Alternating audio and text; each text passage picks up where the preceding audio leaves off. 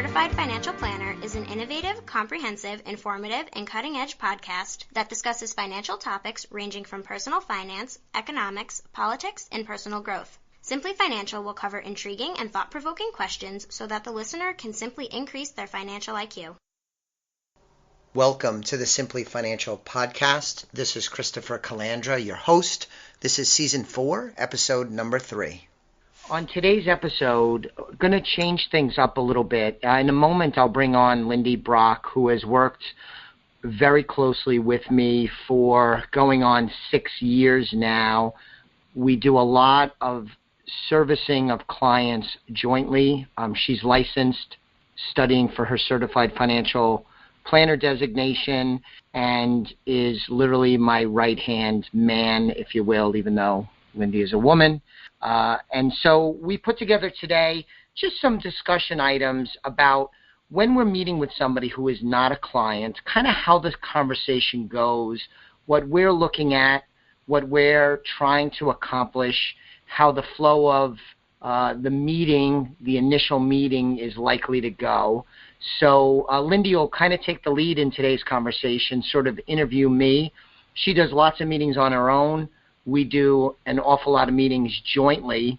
And then there's some times where I do the meetings, but then she and I do a debrief afterwards. But she's always involved in the process of working with a potential client. So, Lindy, thanks for taking a few minutes out of your busy day to cover this with me.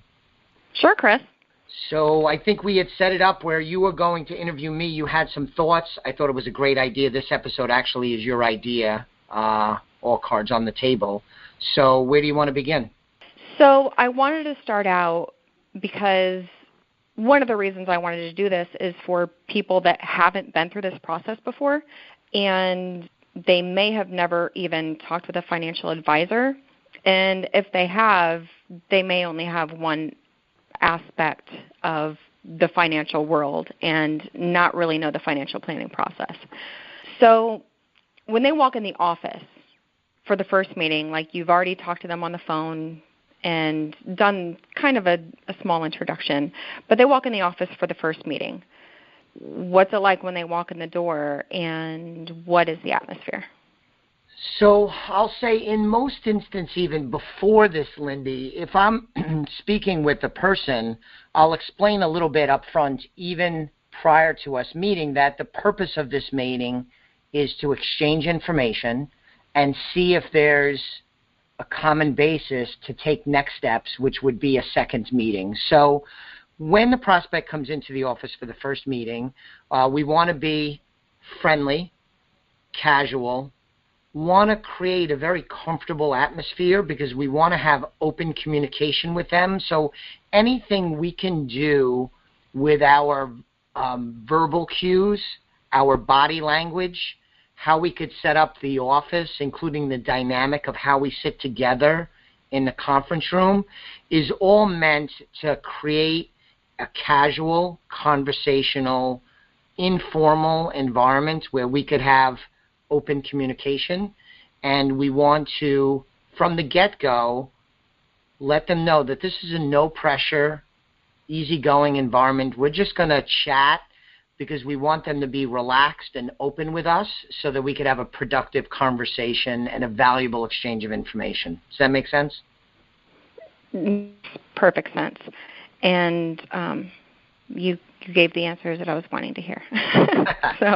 And you've seen this in action, yeah, a ton, right? Do I accurately describe what happens when we sit down with somebody who we maybe never met before, or they may have come to one of the events where they've heard us speak? Absolutely. And you're correct in saying that the main goal is just to make them comfortable and get them to open up. So you get down, you sit down and you have your, small chat to get them comfortable. When you really kind of get down to business, what is your first question to them? Well, I would say before the first question, I'll always want to tie in how we came to meet. for the most part, Lindy, when we're sitting with somebody who's not a client, they most often came to us either from a referral from an existing client or secondarily from a center of influence like their attorney or their CPA. And in other instances, it may be a group that we sponsor. We sponsor, especially in Florida, several organizations like Dragon Boat teams, which is a rowing, dance team, bowling team. So sometimes people will come to us and they're part of a group where we have other clients and we have a relationship where we support that organization. So early on, at the beginning, I want to just remind them how we came to be meeting. So if it was a referral from a client, how long have you known so-and-so? We've been working with our client now for 10 or 15 years. I want to build a bond with them and to reinforce that we have some commonality. And it's good for me and it's good for them to just be mindful of the shared relationship that we have, and that early on begins to pull us close together because we're reminded of how we met, and that's where I'll start. And then that will dovetail into, Lindy, some type of an initial question to find out what they were looking to get out of the meeting, like why did they come in? And sometimes I'll take different approaches. Sometimes it'll be a semi-comical, or I think it's comical, well, what made you want to come in and see a financial geek? Yeah. And they'll chuckle, and then they'll often say, because I have a problem, or I have an advisor but I haven't heard from them, or I have an account that's not doing well. They'll open up with something that was driving them to take time out of their busy day to come in or to allow us to come to them to sit down and have that conversation. So that's usually the first question, to try and find out early on a little bit of what's motivating them to have this conversation. Good. So they get that out, and what are some follow-up questions that you have from that? Do you sort of let them ramble and talk and get out their side? Do you respond immediately? What's your reaction to their response? Sure. It's a difficult question, Lindy, because it's art over science, and there isn't an exact process for this. In the scope of the initial meeting, there is a process. There is information that I do want to get and goals that I do want to achieve to have it be a productive meeting and set the stage for a potential second meeting where we can make a proposal. But the flow of the conversation will be different in each circumstance. So depending on what the answer is to the initial question will help me judge how I want to proceed.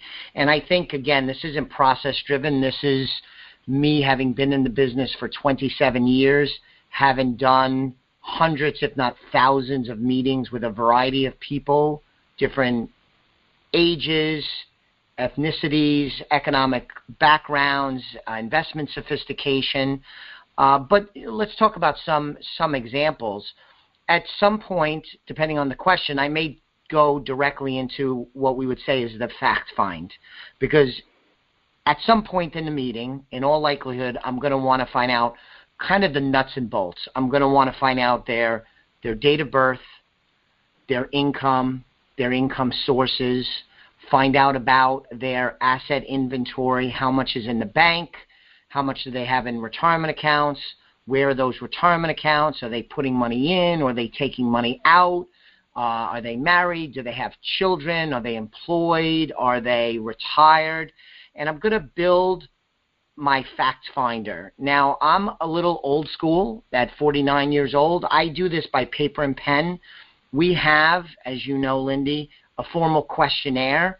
I know the questionnaire in and out. I know the information I want to get, but I'm not, and you aren't either, even though you don't have as much experience as I do. You have plenty of experience where we're going to get the information that's on the questionnaire, but we don't have to go question 1, question 2.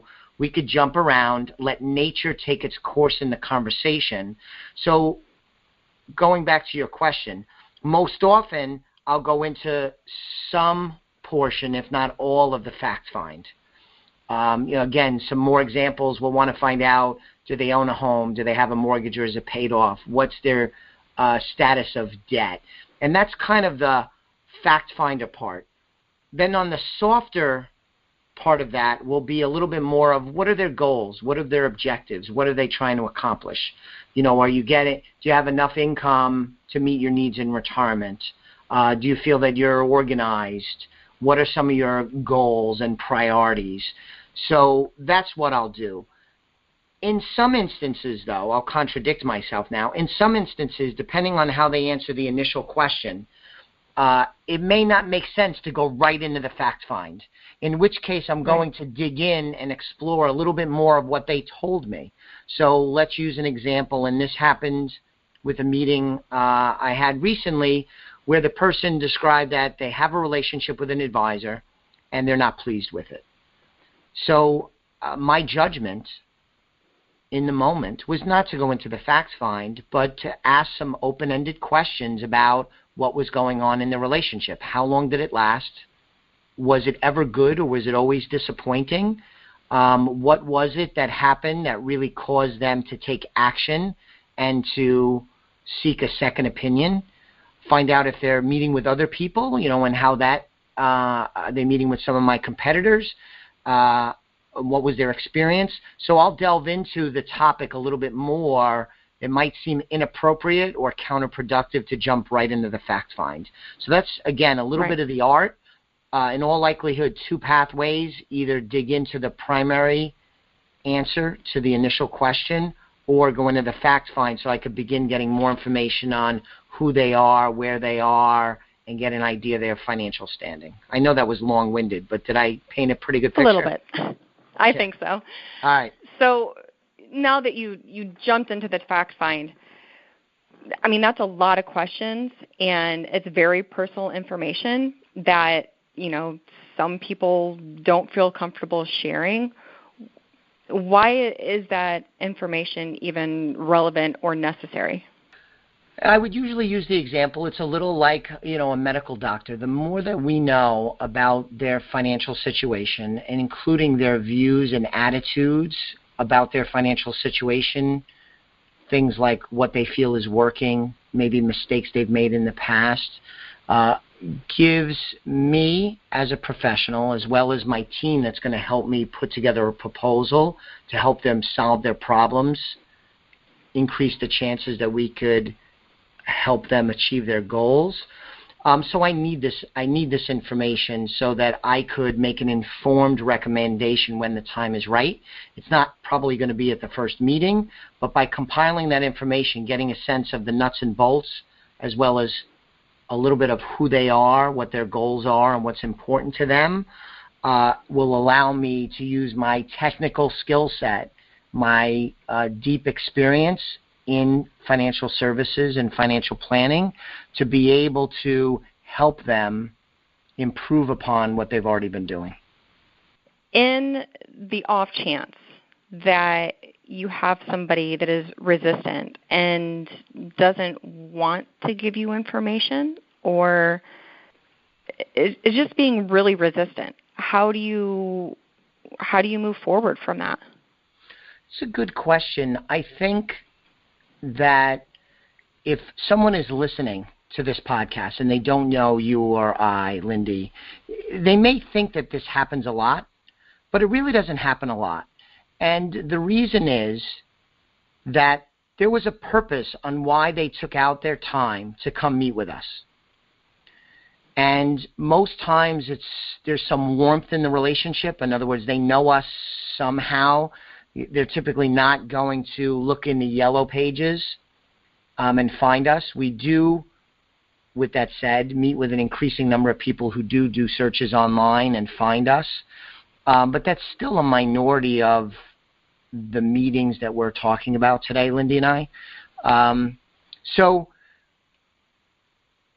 most times they're going to be open. And going back to the beginning,